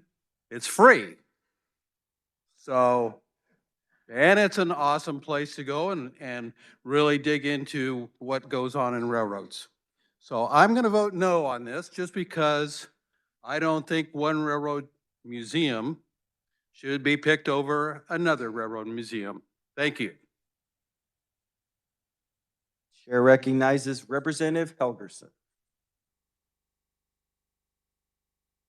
First of all, the amigos will have a special meeting to deal with outbursts that occur in the chamber by individuals from Sedgwick County following the bill. But I just wanted to know, I'm here to support the bill, but I just wanted to make sure everybody is aware. If we want to keep the representative from Sedgwick County quiet and in his seat, from now on, all we have to have is children from Abilene sitting in the balcony. And I think we should take advantage of that. Thank you. Does anyone else wish to speak on the bill? Seeing none, Representative Collins, you may close. Thank you, Mr. Chair. I wasn't planning to, but I really need to put in a plug for KCS Engine 1023 at the Heart of the Heartlands Museum in Corona. And with that, Mr. Chair, I move that when the committee rises and reports, it reports Senate Bill 353 favorably for passage. You've heard the motion by Representative Collins to report Senate Bill 353 favorable. All those in favor say aye. Opposed, no. Ayes appear to have it. Ayes do have it. Motion passes. Another fine. Next order of business is Senate Bill 403. For the purposes of carrying Senate Bill 403, Chair recognizes Representative Will Carpenter.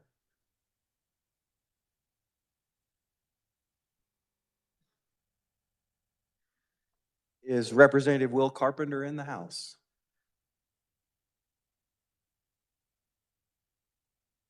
We'll stand at ease while we find Representative Will Carpenter.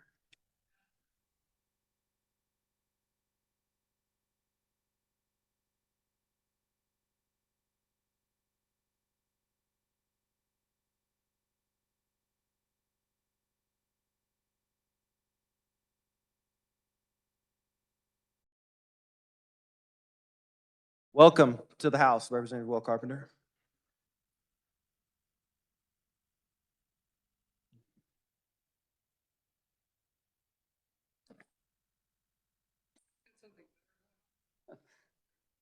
Thank you, Mr. Leader, colleagues. Thank you for your patience. Mr. Chair, I move that there were committee amendments. I move the adoption of the committee report. You've heard the motion. All those in favor say aye. Opposed, no. Motion passes. Committee report is adopted. You may continue. Thank you, Mr. Leader. 2 license plate bills. I'll stand for questions. Does anyone wish to speak on the bill?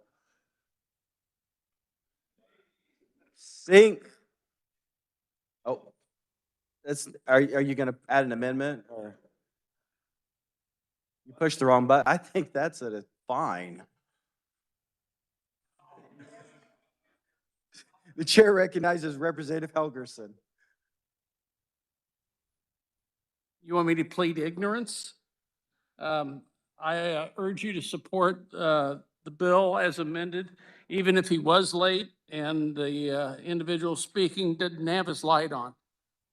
And we'll both be penalized for it. Does anyone else wish to speak on the bill? Seeing none, Representative Carpenter, you may close. I move that when the committee rises and reports, they report Senate Bill 403 favorably for passage. You've heard the motion by Representative Carpenter to report Senate Bill 403 favorable. All those in favor say aye. Opposed, no. Ayes appear to have it. Ayes do have it. Motion passes.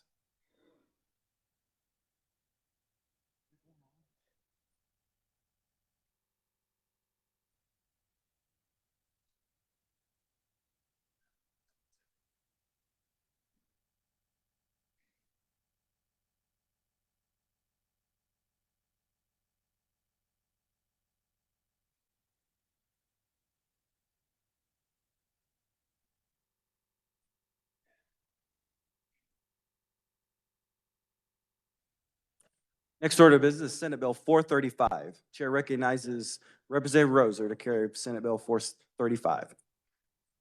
Thank you, Mr. Chair. SB 435 is a technical cleanup authorizing the Capers Board of Trustees to elect the vice chairperson of the board. I will now stand for questions. There were committee amendments. Can you move the adoption of the committee report? Mr. Chair, I move the adoption of the committee report. You've heard the motion. All those in favor say aye. Opposed, no. Motion passes. Committee report is adopted. Now you can stand for questions. I stand for questions. All right. Chair recognizes Representative Shu. Thank you, Mr. Chair. Usually I would just say this is fine, but the other day our communications director let me know that it's hard for her to get good photos of me at the well if I am so brief. And I thought that was unfair. I thought my constituents deserve to see me looking strong and handsome up here as well. And so, oh, we're good. The bill's fine. Thank you. All right. Anyone else wish to speak on the bill? Seeing none, Representative Roser, you may close. Mr. Chair, I recommend that the body pass SB 435 favorably. You've heard the motion by Representative Rosener to report Senate Bill 435 favorable. All those in favor say aye. Opposed, no. Ayes appear to have it. Ayes do have it. Motion passes. This concludes general orders. The chair recognizes the majority leader. Mr. Chair, I move to rise and report. You've heard the motion to rise and report. All those in favor say aye. Those opposed, no. Motion passes.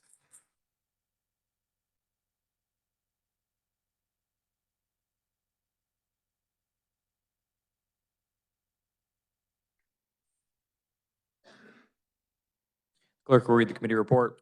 Mr. Speaker, your committee of the whole recommends that House Bill 2788 and Senate Bill 325, 353, 403, 435 be passed as amended, and SCR 1616 motion to recommend for adoption failed. The Speaker recognizes Representative Hoffman to adopt the committee of the whole report.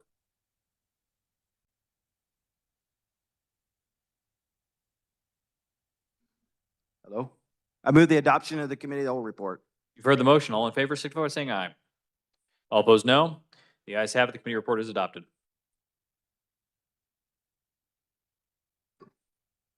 The Speaker recognizes Majority Leader Croft for a motion.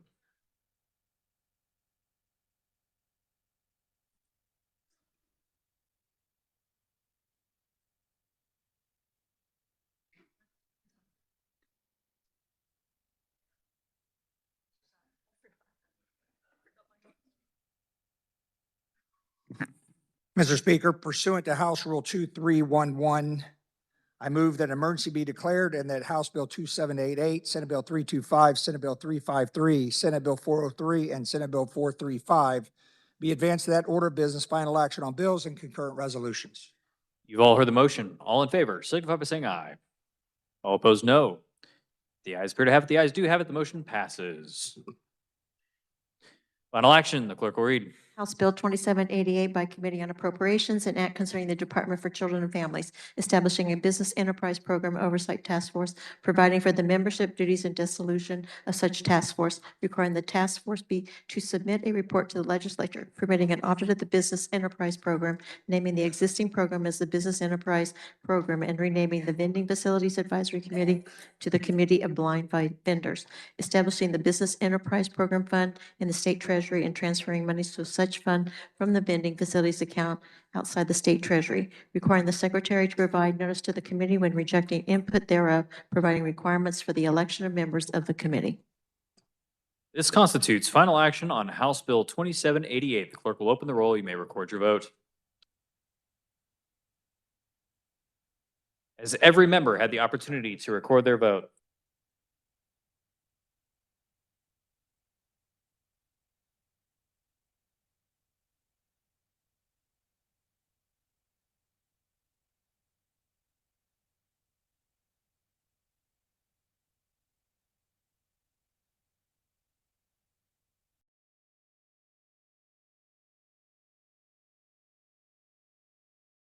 The clerk will close the roll.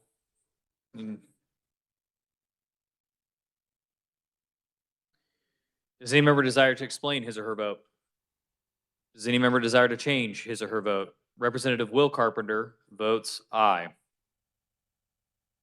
Are there any further changes? Representative Howell votes aye. Any further changes? Seeing 10 hands, calls in order. Dorm will secure the doors. Clerk will read the roll. Alcala, Blex, Howardson, Van Houten, White, Wynn, Wolf. Representative Howardson votes aye. Not seeing 10 hands, calls raised. Any further changes? Seeing none, with 117 having voted in favor and 1 against the passage of House Bill 2788, the same having received a constitutional majority of the bill, is hereby declared passed. Clerk will record the vote. Clerk will read. Senate Bill 325 by Committee on Transportation, an act concerning motor vehicles relating to license plates, restricting the use of material or objects covering a license plate. This constitutes final action on Senate Bill 325. The clerk will open the roll. You may record your vote. Has every member had the opportunity to record their vote? The clerk will close the roll. Does any member desire to explain his or her vote? Does any member desire to change his or her vote? Seeing none, with 105 having voted in favor and 13 against the passage of Senate Bill 325, the same having received a constitutional majority of the bill, is hereby declared passed. Clerk will record the vote. The clerk will read. Senate Bill 353 by Committee on Federal and State Affairs, an act designating the official Kansas Railroad Hall of Fame for the purpose of celebrating the rich railroad heritage of Kansas and the Kansans who were and are leaders in such industry, setting the location of such Hall of Fame at the Great Plains Transportation Museum in Wichita, establishing the Kansas Railroad Hall of Fame Selection Committee, prescribing powers and duties of the committee. This constitutes final action on Senate Bill 353. The clerk will open the roll. You may record your vote. Has every member had the opportunity to record their vote? The clerk will close the roll. Does any member desire to explain his or her vote? Does any member desire to change his or her vote? Seeing none, with 114 having voted in favor and 4 against the passage of Senate Bill 353, the same have received a constitutional majority of the bill, is hereby declared passed. The clerk will record the vote. The clerk will read. Senate Bill 403 by Committee on Transportation, an act concerning motor vehicles relating to distinctive license plates, providing for the Pheasants Forever and Quail Forever and Delta Waterfowl license plates. This constitutes final action on Senate Bill 403. The clerk will open the roll. You may record your vote.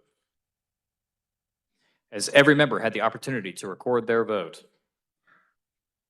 The clerk will close the roll.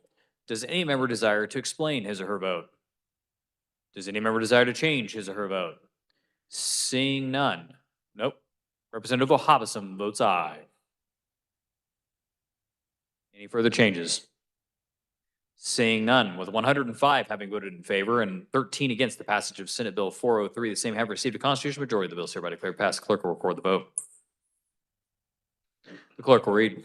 Senate Bill 435 by Committee on Financial Institutions and Insurance, an act concerning retirement and pensions relating to the Kansas Public Employees Retirement System and systems thereunder, authorizing the Board of Trustees to elect the vice chairperson of the board, requiring newly affiliated employers of the Kansas Police and Firemen's Retirement System to contribute at the actuarial required rate for past and future service, repealing certain working after retirement status for state and local elected officials. This constitutes final action on Senate Bill 435. The clerk will open the roll. You may record your vote. Has every member had the opportunity to record their vote? The clerk will close the roll. Does any member desire to explain his or her vote? Does any member desire to change his or her vote? Seeing none, with 118 having voted in favor and 0 against the passage of Senate Bill 435, the same having received a constitutional majority of the bill, is hereby declared passed. The clerk will record the vote.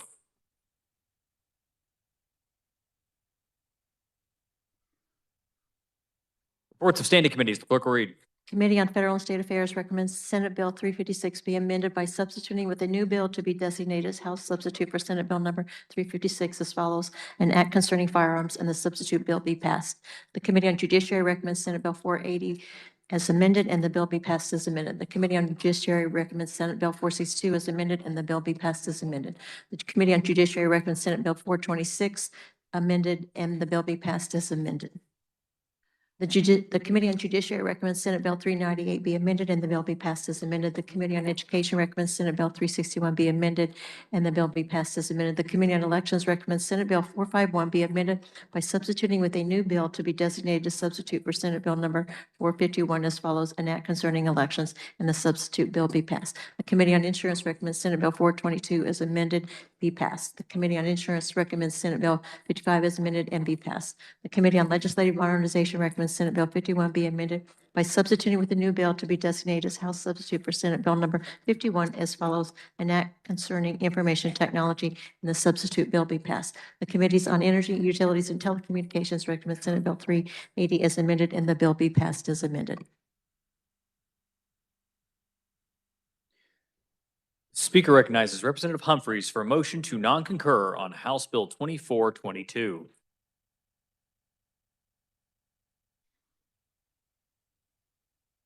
Thank you, Mr. Speaker. So this is House Bill 2422, which is about theft of grain. The Senate changed it to include hay. We need to check out those changes. So, Mr. Speaker, I move that the House non-concur in the Senate amendments to House Bill 2422 and that a conference committee be appointed. Is there discussion? Seeing none, you may close. Thank you, Mr. Speaker. I close. You've heard the motion. All in favor, signify by saying aye. All opposed, no. The ayes appear to have it. The ayes do have it. The Speaker appoints Representative Humphreys, Laura Williams, and Osmond as conferees on part of the House. The Speaker recognizes Representative Humphreys for a motion to non-concur on House Bill 2479. Thank you, Mr. Speaker. Again, this is a bill from Judiciary. It authorized electronic monitoring with a victim notification. The Senate took out the notification for law enforcement, and so we need to check out that. So I move that the House non-concur in Senate amendments to House Bill 2479 and that a conference committee be appointed. Is there discussion? Seeing none, you may close. Thank you, Mr. Speaker. I close. You've heard the motion. All in favor, signify by saying aye. All opposed, no. The ayes appear to have it. The ayes do have it. The motion carries. The Speaker appoints Representatives Humphreys, Laura Williams, and Osmond as conferees on part of the House.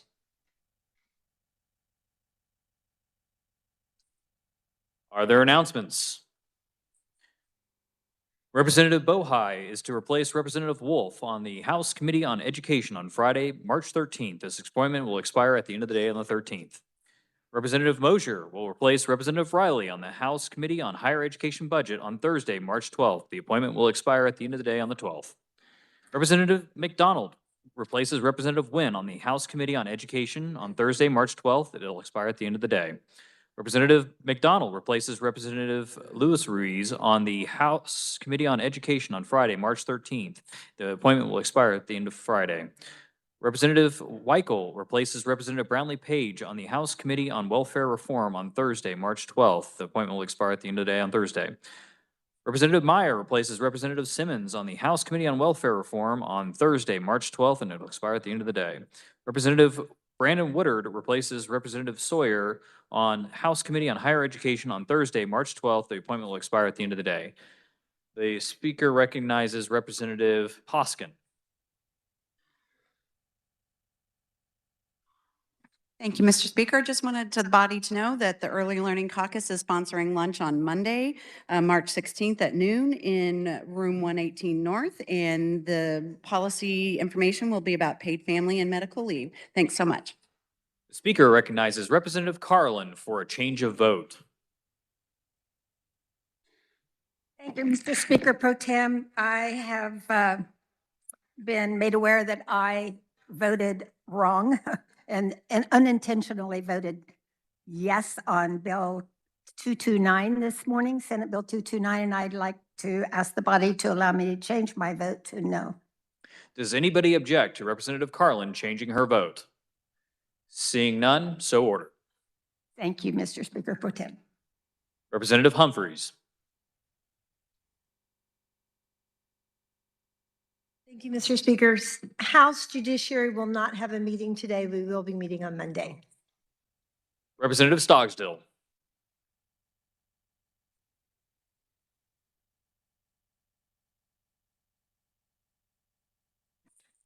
Thank you, Mr. Speaker. Democrats on Monday, March 16th, will have agenda meeting at 8:30.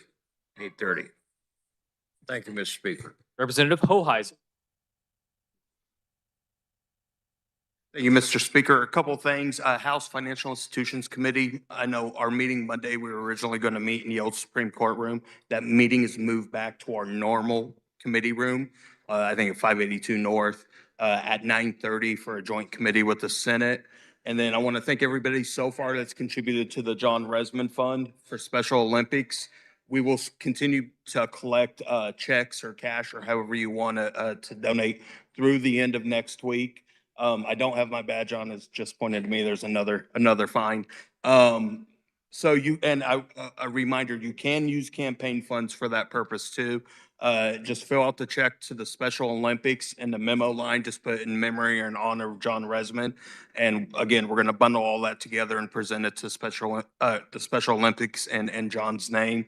And the Special Olympics is still accepting, donations for auction items. So if you have auction items to donate, that would be great too. So thank you for everybody that's contributed so far and look forward to seeing everybody else. Thank you, Mr. Speaker. The Speaker recognizes the Majority Leader for a motion to adjourn. Thank you, Mr. Speaker. I move the House adjourn until Friday, February 13th at 11 a.m. pro forma. You've all heard the motion. All in favor, signify by saying aye. All opposed, no. The ayes have it. Motion carries. We are adjourned.